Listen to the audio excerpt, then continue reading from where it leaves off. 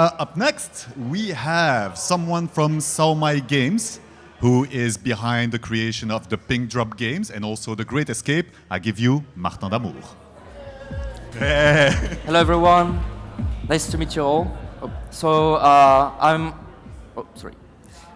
I'm Martin. You may also know me as Mr. Tin on Twitter. I'm the co-founder and CEO of So0 Games. We're a Web3 gaming agency, and so we've been behind a few games of the Polkadot ecosystem that you might have heard about. We've been building on Polkadot and over parachains for the past 3-4 years. So we're behind Glimmer Apes and The Great Escape. It's a associated game on Moonbeam. So it's a hyper-casual platformer, free to play. And we're also behind games you might be more familiar with, like Pink Drop, that was used for the launch of the first Polkadot meme coin last year called Pink, and also the game called Pink-A-Mole. So maybe some of you are familiar with this game. You might have played it to get pink points and some pink token. So basically, today I would like to take the stage to tell you a little bit about some of the challenges that we faced while building games on Polkadot, and how these challenges, especially when it comes to liquidity, can be overcome. So one of the main issues when building games on Polkadot is the fragmentation of the user base, of the liquidity between the different parachains, and the fact that not that many people are even aware that we have games on Polkadot.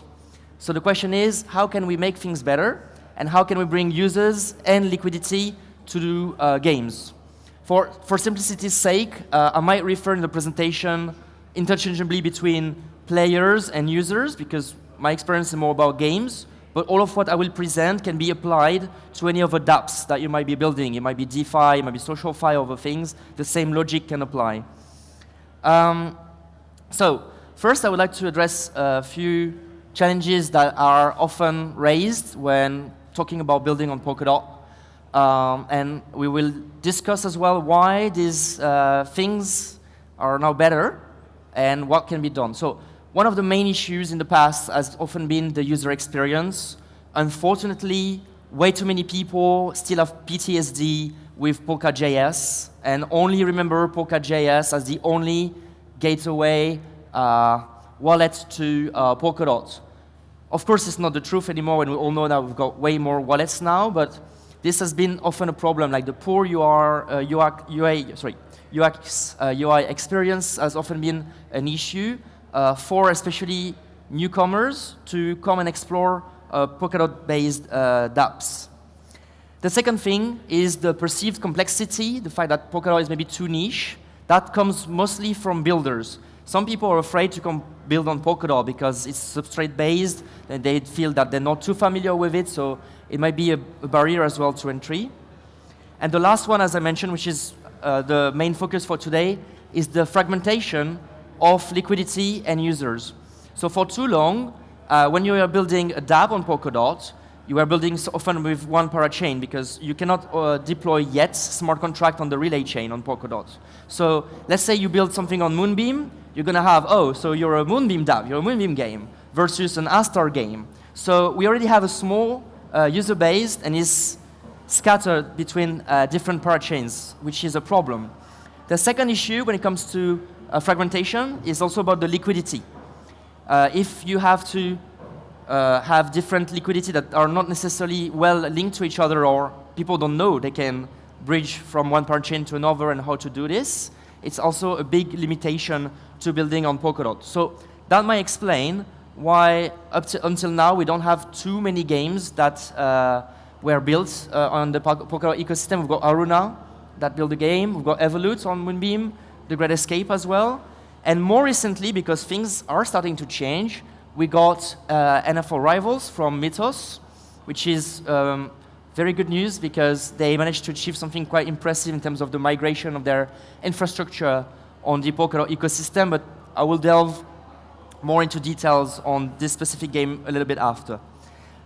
So, when I say that luckily things are better now, we've seen major improvements in terms of the wallets available over the past few years. related to the Polkadot ecosystem. So we've got sub-wallet, Talisman, and Nova Wallet, just to name a few. We built something really cool because they allow you now to have your EVM and your substrate-based address in the same place. It was not necessarily the case before. So for a user, it means you can manage the coins you might be more familiar with some Polkadot ecosystem-based coins. So that's a massive improvement. The second one, and here I will mention especially Nova Wallet, is that, so wallet as well has a mobile version, is that now we've got mobile Polkadot wallets. And this is really important, especially for gaming, because I don't know if you're aware, but nowadays 50% of the global gaming revenue is made on mobile gaming. And this figure is expected to rise up to 50% in the next 5 years. So in many countries, people don't necessarily have a desktop, they have mobile. So if you want to reach out to people, it's crucial to have those mobile wallets. So this is also really good that now we've got Polkadot mobile wallets where you can have both your EVM and your substrate coins. So another big cool thing in terms of improvements is as well how those two things communicate with each other. I remember once when we were building, we got asked by someone, but wait a second, how can you leverage Polkadot when you build games on the ecosystem since you can't deploy smart contracts to interact directly with the relay chain? And this is where we had some cool things coming because now we have XC on Moonbeam, which allows you to basically bridge some dot from the relay chain onto the Moonbeam parachain and then to communicate with the further EVM ecosystem. Another big improvement comes from the better UI UX that has been deployed on many parachains. So I could name hydration, for example. Like you've got bridges that are way easier to use than in the past, so you can easily bridge your different assets between different parachains or between the parachains and the relay chain. This is also a massive improvement of what used to be the basic experience a few years ago. And last but not least, now we have concrete use cases. So as mentioned a bit earlier, we've got Mythos who moved all of their the game mechanic on-chain with NFL Rivals. They handle hundreds of thousands of transactions. It's working smoothless. And what's really cool about it as well is that we have millions of people using Polkadot, not realizing they're on-chain, and their marketplace is really smooth as well. So it shows that it is possible to build large games or large applications in general on Polkadot that are really functional and smooth. So now I would like to focus a little bit more as the experience of a smaller builder on what can be done if you're building dApps to leverage Polkadot to simplify your user experience, especially when it comes to liquidity. So I will present one of the games that we built called The Great Escape. Just a quick word about it. So it's a hyper-casual game deployed between Moonbeam and 10C. So this game has its own dApp chain. It's free to play, and it's gasless and walletless. So we abstracted as much as we could away from the players so they could just focus on the gaming experience and not worry too much about other things that happen on-chain.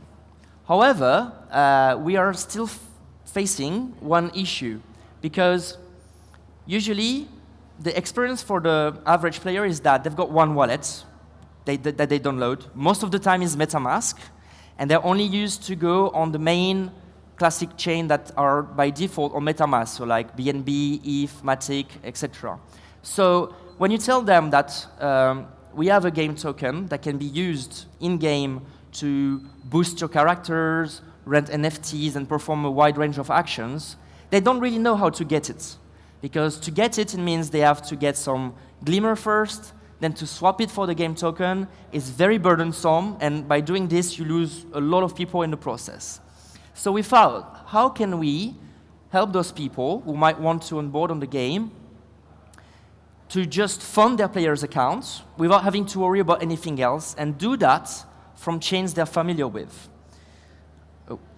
So we built our own little infrastructure to allow them to do this, and I will describe it to you. So we let them basically fund their player account in Bananas, which is the game token, directly from Matic, Avax, BNB, or ETH with the native token.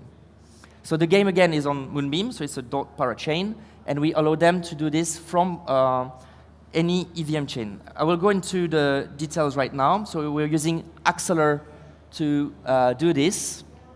So this is how it works technically. So you start from your EVM chain, and we're going to swap your coin into Acceler USDC. Then it will be sent to Squid, and Squid will route it to Moonbeam. So you get Acceler USDC on Moonbeam, and then it will be swapped for Glimmer.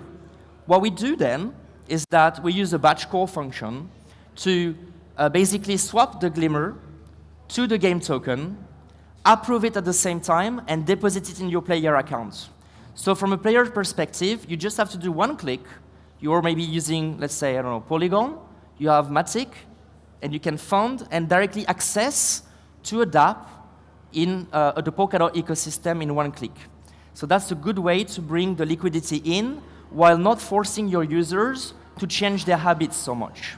So this is how it looks from transactions perspective. You can see that the Acceler USDC is sent to the Squid router.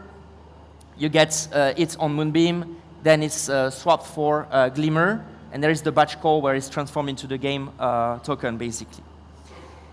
So what I talked about is, of course, good for our own specific game, but you can push it and apply it to many other cases and to many other dApps that are not necessarily related to gaming. So one of the alternative use case that you could do, for example, is instead of swapping the Acceler USDC on Moonbeam to our game token, you could swap it for XC dot. So XC dot is the dot on the Moonbeam parachain. And from there, you could bridge your XC dot using the Moonbeam bridge, asset bridge, to the dot relay chain. And for example, you could create a call to stake it then. So you could, in theory, allow people to stake dot by just having, let's say they've got some ETH, and in one click, you get them to bring their liquidity through Moonbeam to the relay chain on Polkadot, and for example, have dot and stake it there. Or you could have some other application, and instead of going to the relay chain, you could teleport your XC dot, for example, to hydration. And on hydration, you could use it to do some DeFi there. So the idea, again, is that with this route of cross-chain assets, you can let people be familiar and with whatever wallets or ecosystem they're used to, and interact easily with Polkadot-based dApps. Now, I would like to, so this is one way to go, and there is another one I would like to introduce you to, which is the multi-chain assets. So here is Pink. Pink is the first meme coin that was born on Polkadot. And so Pink is a token that is alive on many different chains and powers many different games. So I would like to explain a little bit how it was created and how it's relevant when it comes to bringing liquidity and users to your Polkadot-based dApps. So the supply was initially minted on Asset Hub for Pink. And what happened then is that it was airdropped to 12 different parachains. So it's alive simultaneously. For example, we got Pink on Moonbeam, Pink on Hydration, Pink on Astar, and so on. And the idea is that it opens the way to have your token on all the different parachains at once. So it created quite a lot of traction as well and of user activity. And the general idea is that, sure, it's available here on the different parachains in Polkadot, but it's also available outside of Polkadot because some of the supply is on Base. So now what I would like to show you quite quickly is how Pink can be alive in so many different ecosystems and why it's so important in terms of bringing activity, users, and liquidity to the different games that are powered by Pink. So First, before going into the specific details of how this is possible, I would like to think a little bit about the why it's good to have something like this. So one reason why it's interesting to have a token that can be from Polkadot and also available elsewhere is that it allows you to access more tools. So here, I'm going to present you with one use case with Warpcast. I don't know who's familiar with Warpcast or not, but in a few words, Warpcast is a little bit like Twitter on a decentralized protocol called Farcaster, and it allows you to leverage the blockchain through frames. So you can basically click a little bit like on Twitter, where you can mint NFTs, send tokens to a friend, burn tokens, and do a lot of fun things in one click. Problem is, Warpcast is powered by ETH on Base. So if you're on Polkadot and you want to use this, you can't. But there's a way around. So if you basically have this sort of Omni token, you can enjoy the perks of other tools like on Warpcast because our token is teleportable with layer 0 from the Polkadot ecosystem to Base and vice versa.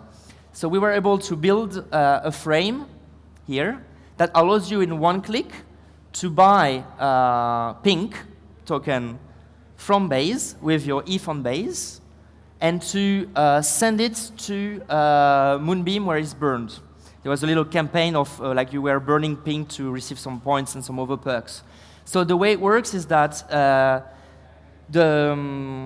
your ETH that is on your Warpcast account will be taken off. It will be swapped for Pink on Uniswap. And then from Base, it will be teleported through layer 0 onto Moonbeam, basically.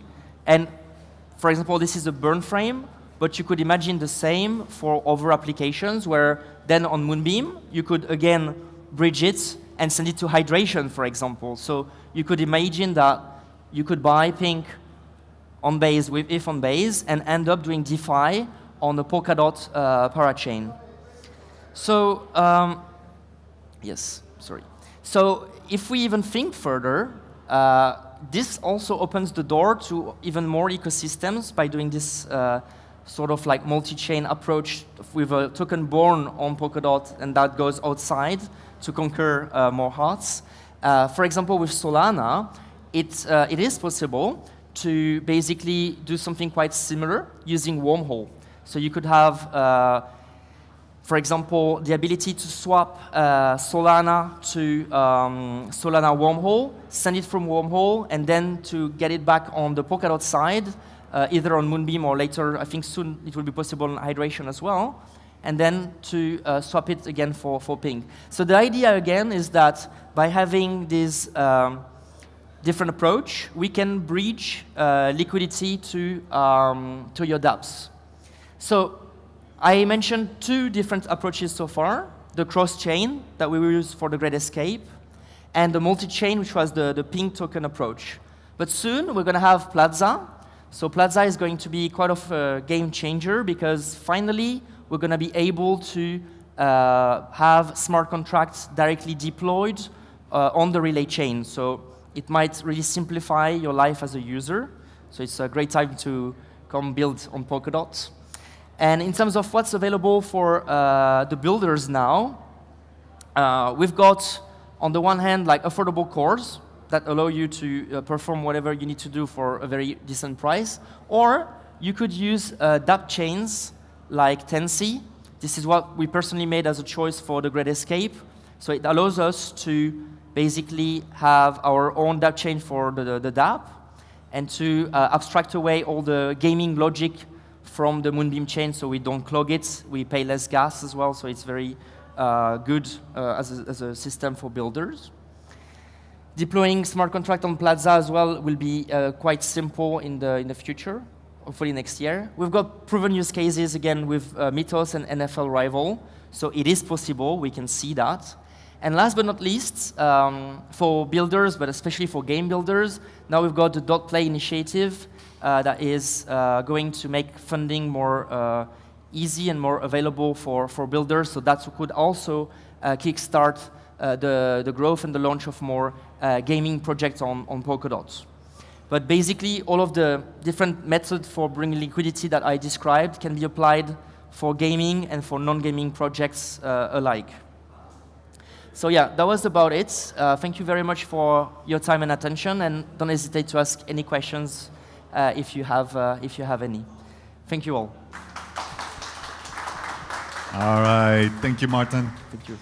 Thank you, thank you. And a good news for everyone. I don't know if you've kept your eyes on the chart, but DOT has been ripping on the daily with a plus 18%. We're officially above $5, although I think now it has gone down. But hey, still a good news, eh?